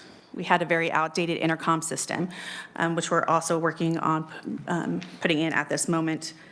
Also looking at rotating our purchases to make sure we have the most updated, adequate equipment, such as vital machines, glucometers, handheld radios, the necessity items that our staff need to be safe. For recruiting retention, again, 24/7 pay plan. There's several different things on page 45 that you can go through. One thing I do want to note is that it was mentioned, we do really focus on internships and practicums at Osawatomie State Hospital.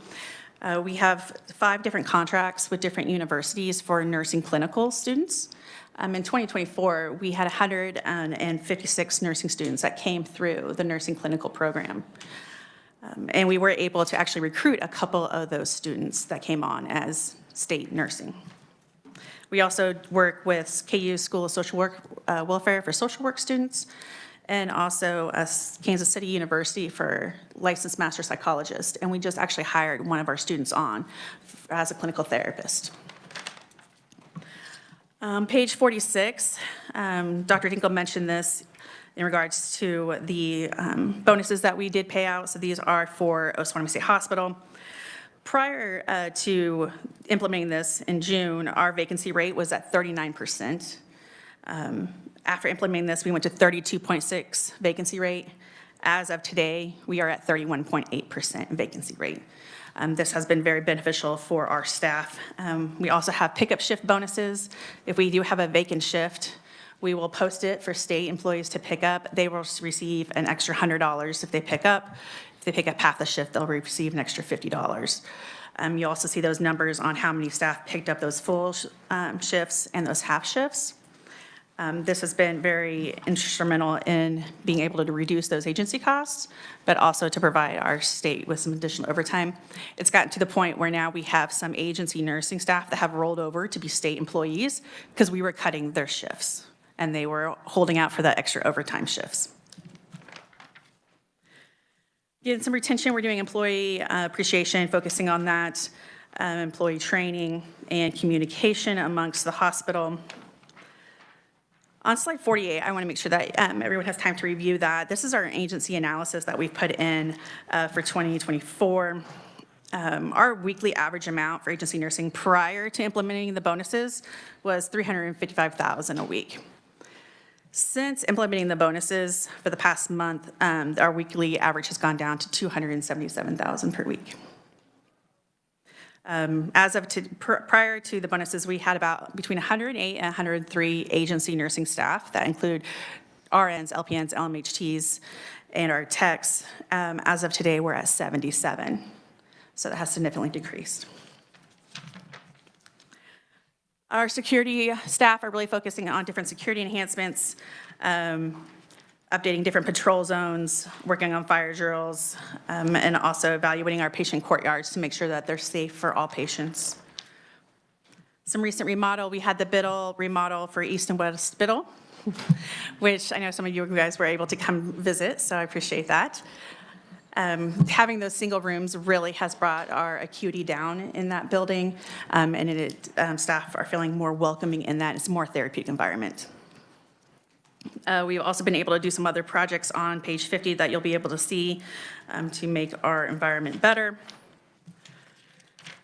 And then on 51 is our request for additional contract agency nursing. And then on slide 52, you'll see the enhancements for the governor's budget, which includes also the additional 11 million request for the fiscal year 2026, but also our 2 psychologist positions.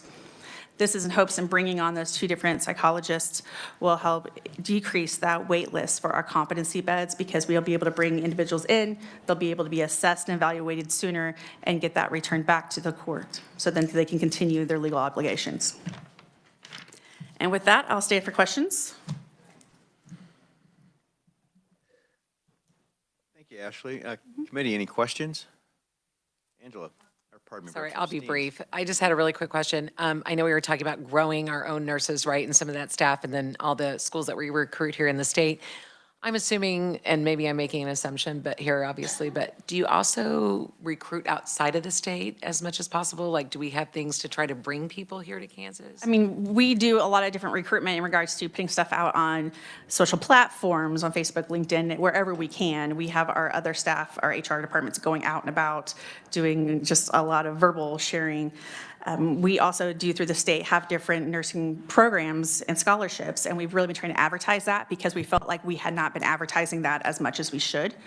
And we've been able to have some more of our techs take on that scholarship, and we do also work with them on their schooling for their hours. So that has been helpful.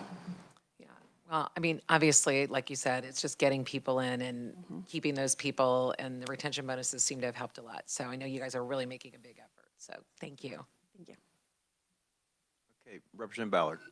Thank you, Mr. Chairman, very quickly. When you mentioned the remodeling and we came out this summer to see, Yes. that was a long time coming and it was really worth it. But what I take away from that the most was to watch, I will say, our patients, our consumers, how excited they were to show us their new rooms and to show us even the cover that was on the TV and all the other things to keep them safe, because you can't just, you can't leave anything that they may be able to hook or hang themselves or whatever. And they were showing, and they were so excited, and it took us several years to do that. But it was worth it to watch their enthusiasm, which contributes to their treatment. It does. Oh, well, thank you for coming and visiting. Representative Warpeza. Sorry, one quick question. Thank you for your presentation. It was great. You said is there a provider that wears a hat as an administrator as well? Did I hear that correctly? Yes, so that was probably our Dr. Castillo. She is our medical director at the facility. And as well sees patients? And she's also sees patients. She has a current caseload as well, because we are short psychiatrists. Okay. So in addition, I'm sorry, one follow-up. So in addition with the 2 follow-up FTEs, would that allow her to do her more of the administrative part and maybe less patients? She will still have the same number of patients. What will help with her is that she will not be the sole responsibility for doing all the court reports and testifying, because the psychologist will then be taking that on. Oh, okay. So that will help her immensely, yes. Okay, thank you. She's very happy about this request. Thank you. Committee, any more questions? All right, well, if that's it, Ashley, thank you for your testimony. Thank you. And I think we'll move on next to Parsons, and Dayton, you're up again.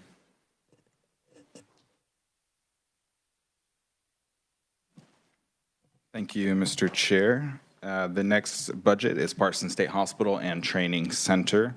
This is the first of the two hospitals for intellectual disabilities that I'll present.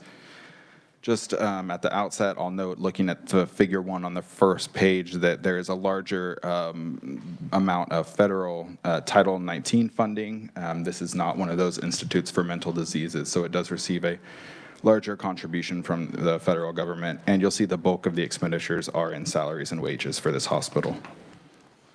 Turning to page 2. The approved budget was $39.3 million, including $22.6 million. The agency's request is $41 million, including $24.7 million state general fund. And this is a change from the approved of $1.7 million, including $2.1 million from the state general fund. Moving down to figure 4, the agency carried forward $406,000 in unspent state general funds. The agency did not submit any supplemental requests. And item 3, the 24/7 pay plan for Parsons State Hospital is $2.2 million. And again, you'll see a decrease in KDAD's budget since that is a transfer. And turning to the next page. For the salaries and wages, the revised estimate includes a decrease of $556,000, including an SGF increase of $540,000 and 18 FTE positions. This includes a decrease of $2.7 million to reflect an increased estimate of vacant positions above the amount in the approved budget. I've listed the programs that those vacancies primarily occur in: the habilitation and treatment program, which is the largest program. The overall decrease is partially offset by an increase of $1.6 million to fund recruitment and retention bonuses approved by the legislature. I would note that the Legislative Budget Committee deleted the 18 FTE positions from that item. The governor did not delete those positions. And finally, for other adjustments, it's an increase of $27,000, including a decrease of $660,000 state general fund for miscellaneous expenditures. And I'd stand for questions on 25. Committee, any questions on FY 25? We'll move on to 26. For 26, we're again comparing to the 25 approved, $38.9 million, including $22.2 million from the state general fund. The agency's request is $41.2 million, including $24.5 million from the state general fund, which is an increase of $2.3 million. Moving to figure 7. Again, these are the same items. Item 2 is the $2.2 million for the 24/7 pay plan. Item 3 is an increase of $525,000 for salaries and wages, as well as 18 FTE positions.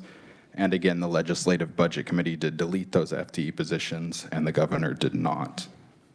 And then finally, the all other adjustments includes deletion of $834,000, including a decrease of $318,000 state general fund below the approved amount for miscellaneous expenditures. And I would stand for questions on the budget. Representative Vorpeza. Thank you for your presentation. I do have a quick question. So with those FTEs, those were recommended because the facility was cited by KDHE. Did I read that correctly? Correction following citation by KDHE?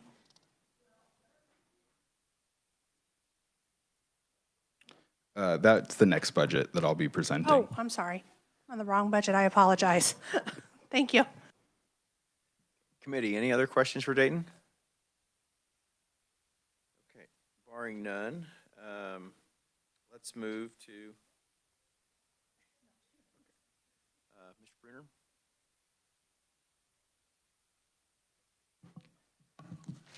So we have a slide deck as well for the two IDD hospitals that follows a similar pattern. It's got the number of budgeted beds, average bed count, or average patient count, positions, and vacancy rates. So you can look at that.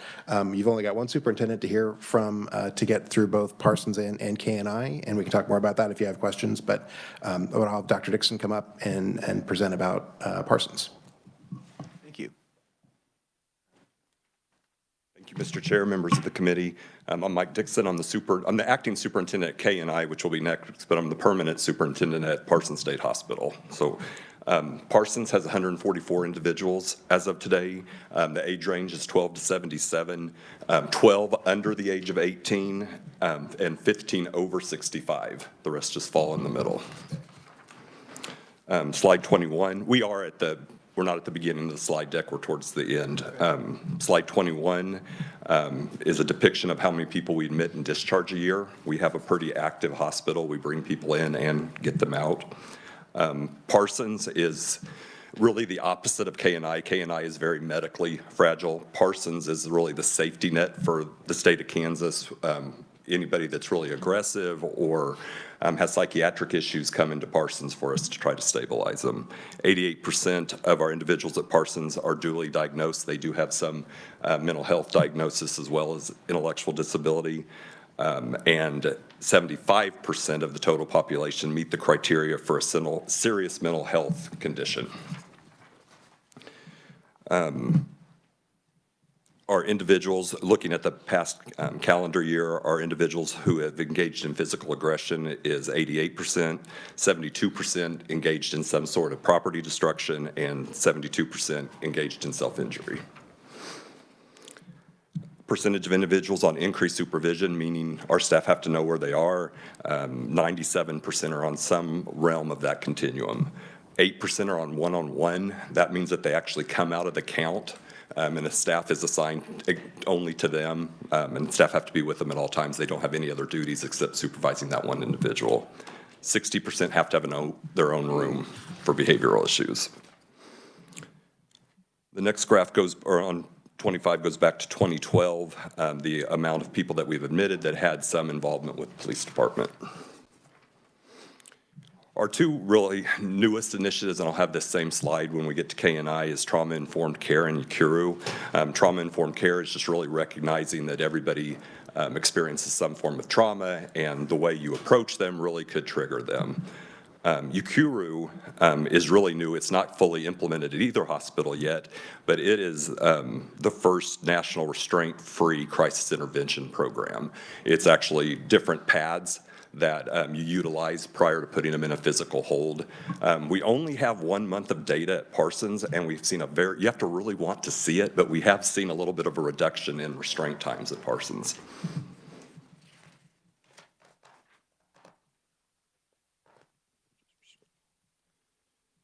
We do have outreach services that serve the entire state. The real goal of that program is to keep people from being institutionalized. Currently, going back to the inception of the program I think our data only goes back to 22. This program was developed at Parsons in 1997, but only about 3% of individuals that they see are actually institutionalized afterwards.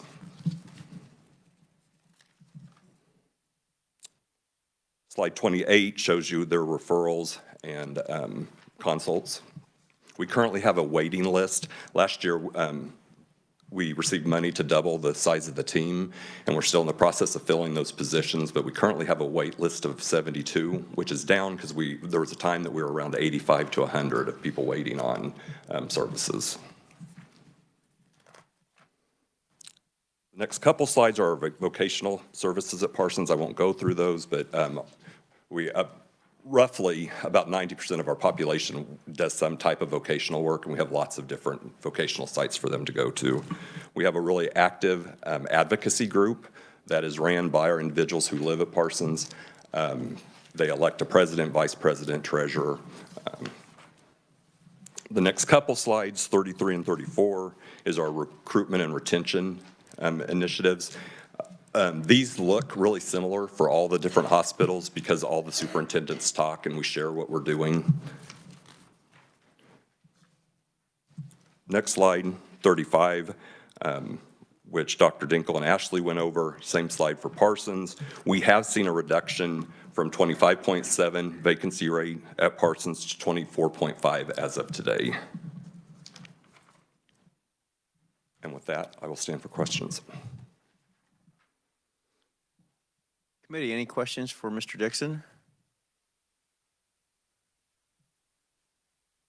Representative Oropeza.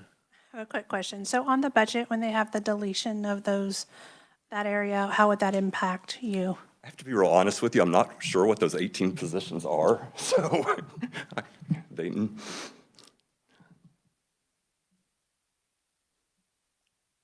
can tell you what the positions at K&I are, but those 18, there's no money attached to them, so I'm,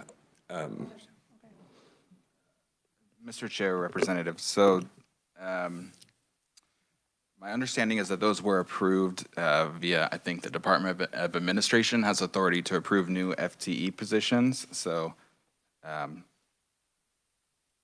was just the FTE that were deleted, not the funding. Okay, so didn't change the money. didn't change any money. Okay, thank you. Representative Ballard. Just following that, even though it doesn't have money with it, it still has the approved job description?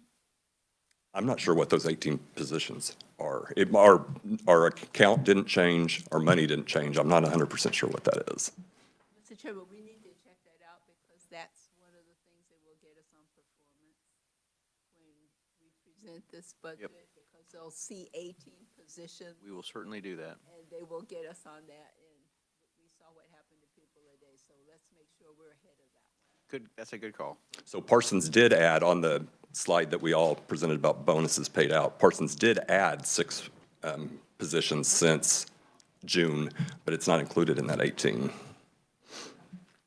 thank you. Committee, any other questions? Dayton. Mr. Chair, from the agency's budget submission, the positions added, I think these are the 24 positions that were added. So never mind. I'll look into that. Okay, one more time. Any more questions on Parsons? Okay. We're moving, must be outstanding skills from Dayton. We're moving faster than I thought. We are now moving to K&I, Dayton. Thank you, Mr. Chair. Yes, a lot of similarities between the hospitals, so that makes it nice and easy. Kansas Neurological Institute is the other state hospital for intellectual disabilities, and you'll see on Figure 1 the kind of salaries and wages and funding breakdown is very similar to Parsons. So I'll just turn to page 2 and jump right into the budget. The 2025 approved budget was $34.0 million, including $16.3 million from the state general fund, while the agency request is $38.7 million, including $19.1 million from the state general fund, which is an increase of $4.7 million, including $2.9 million from the state general fund. Moving down to the table below, the agency did not have any SGF funds reappropriated. The agency does have one supplemental request in fiscal year 2025. The agency requested certified medication aides who would administer medication to patients under supervision of a licensed nurse. In August 2023, K&I was cited by surveyors from the Kansas Department of Health and Environment for failing to ensure a properly organized staffing structure. K&I conducted a medication administration study and determined it took an average of 20 minutes per resident to pass the medications. Based on that study, K&I determined that it requires 21 CNAs to adequately pass the medications.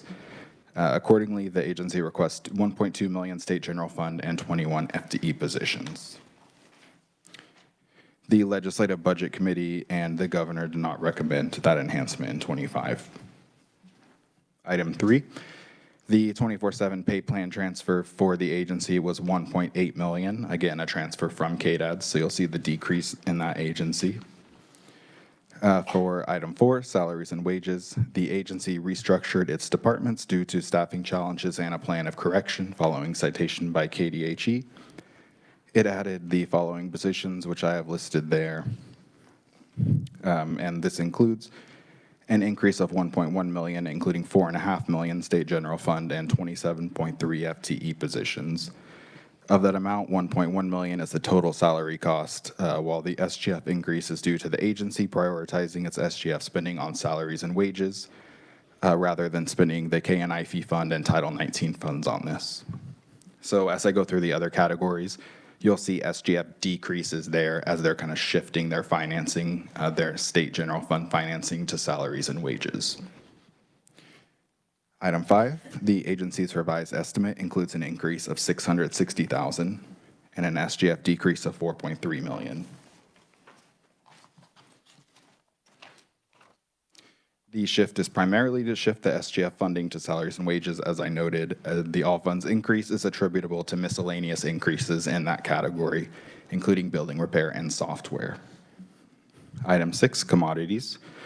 The revised estimate includes an increase of $105,000, including an SGF decrease of $2 million, again, shifting that funding to salaries. The all funds increase of $105,000 is associated with miscellaneous increases, including food and medical supplies. And finally, item 7, capital outlay, an increase of $14,000, including an SGF decrease of $257,000. This is due to the agency shifting the funding to salaries and wages, as well as miscellaneous increases for capital outlay and rehab equipment and vehicles. And I'll stand for questions on 25.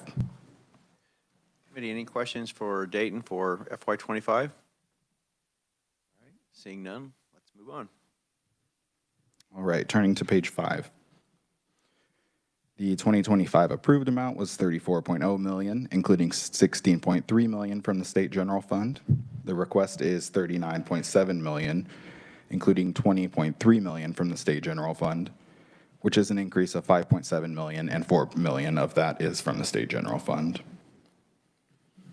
Item 1, that is the same enhancement request that you saw in fiscal year 2025 for those 21 certified medication aid positions. The Legislative Budget Committee did not recommend this enhancement, and the governor recommended $389,000, which would fund approximately 7 positions. However, the governor's budget did not add the FTE positions, so they would use their existing vacant positions to convert to fill these positions. Item 2, the agency requests $1 million in 21 FTE positions for cook FTE positions. So currently, their direct care staff plan menus, shop for groceries, and prepare meals for the 20 living units at KNI. The dietary department had closed in 1996.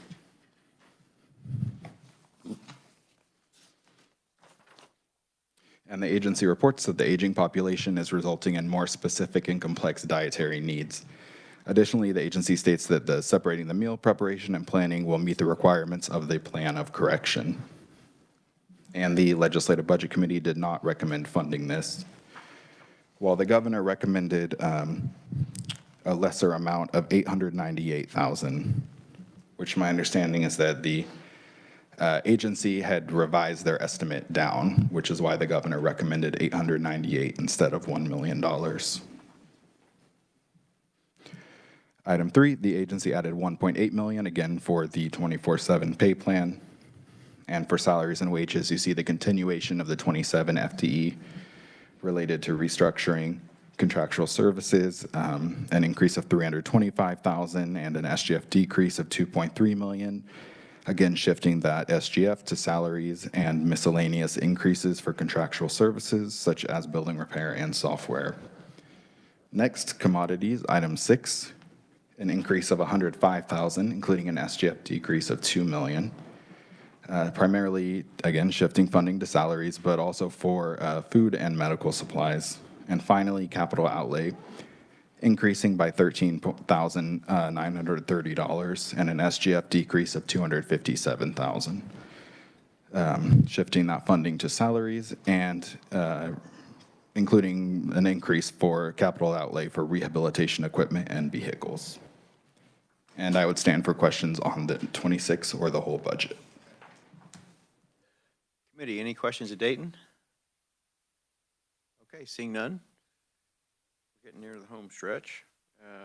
Mr. Chair, if I might, before I sit down, I know we ran through all of this very quickly. If you have any questions, if you review this prior to recommendations tomorrow, please let me know.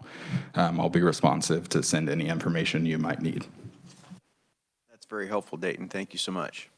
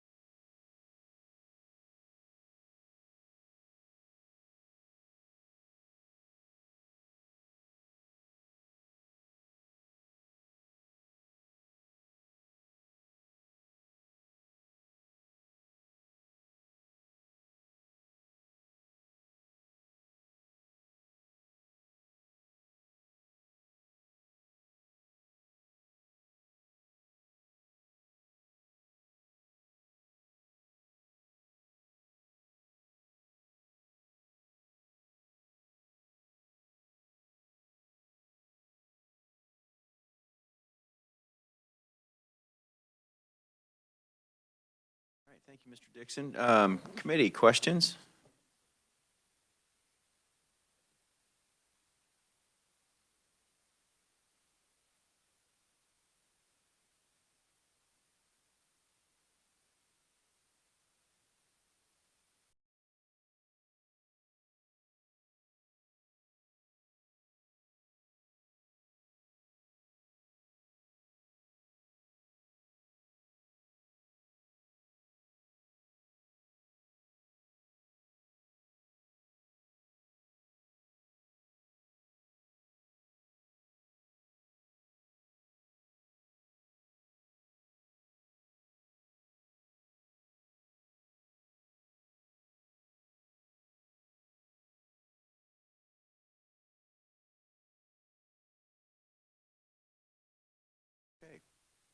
Representative Wolcott. Thank you, Mr. Chair. On the cooks in the dietary department, is this replacing another service that's out there? Is this in addition to what you have? So,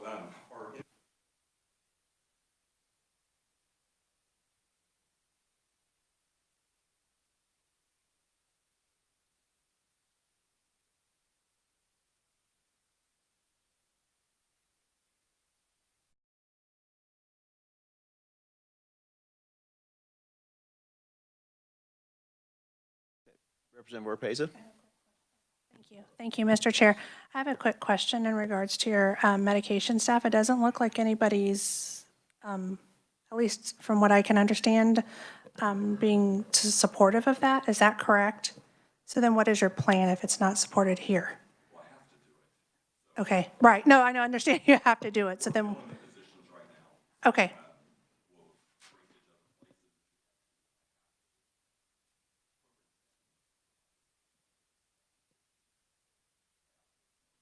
Regardless, okay.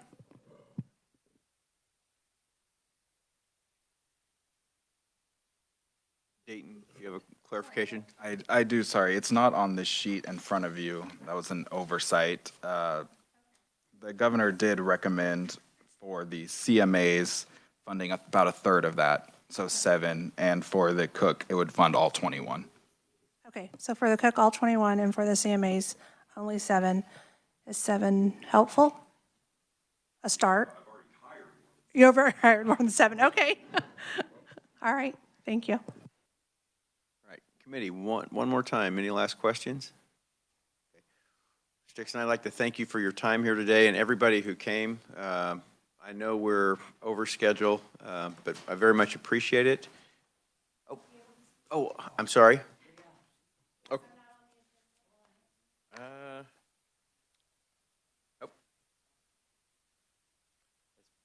She's saying it's her fault. It's my fault. Please come to the microphone and identify yourself for the team, and we'll go from there. Okay.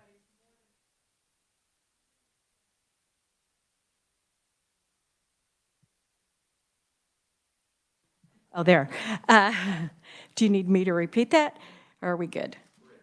In addition to serving as the president of the Parent Guardian Group, I'm also an affiliate representative for the National Council on Severe Autism. My grandson has lived at KNI since 2008, and he has profound autism. So there's a staggering explosion, in case you don't know, there's a staggering explosion of people not just with autism, but with severe and profound autism. So the care needs for that population, often their cognition is at the like preschool toddler level, and yet they're strong and they have competing and extremely difficult behaviors. And while my grandson doesn't live at Parsons, there is an increasing number of admissions at KNI of people that are diagnosed with severe and profound autism. I work at the state and national level, and so I am keenly aware of the bias that is created against the weakest members of society. And they're put in harm's way through closure policies. So a big component of this is the Department of Justice.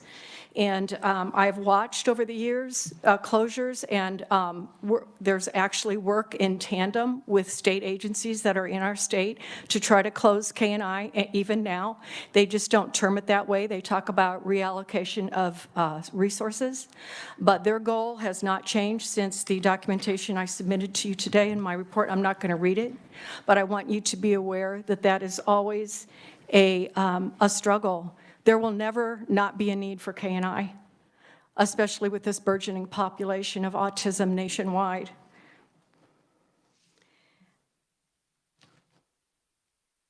I'm not going to say anything else because I think you guys want to go home.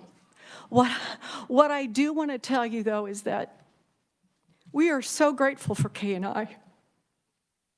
And my husband and I are in our mid-70s, and if there's any way we could take him home, he would be living with us, but he needs 24/7 care, as so many do. I would like to invite you, I appreciate the members I've gotten to know through the years, Ms. Ballard and Representative Carpenter and others, but I would like to invite you afresh to go take a tour of K&I and just see how these precious individuals are cared for there. Thank you for your patience, for everything you've listened to today. You have a hard job. I just would simply ask that you would continue to fight for incremental wage increases for nursing and direct support staff for these individuals who cannot care for themselves, and I'd be happy to answer any questions. Committee, any questions for Ms. Kelly? Representative Ballard. One comment, I would say if Representative Carpenter was here, you have been so faithful. Thank you. Coming all the time to let us know. And she doesn't just come to talk, she will work. She will explain. She will do that. Yes, that would be our grandparents. And we think they will do that. But the value of K&I, she was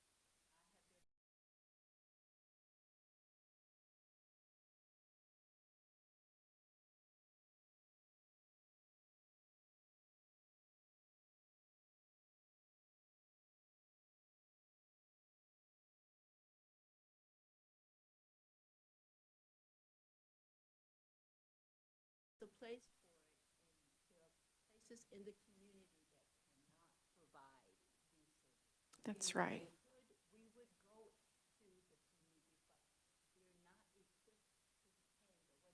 You can't speak, you can't breathe, you can't eat, you're all liquid or whatever.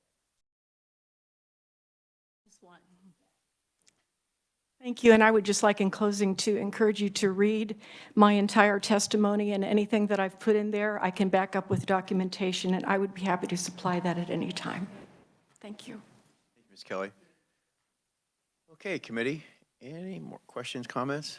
Okay, I want to thank everybody in the audience for your time and patience and sticking with us today. It's been a long afternoon.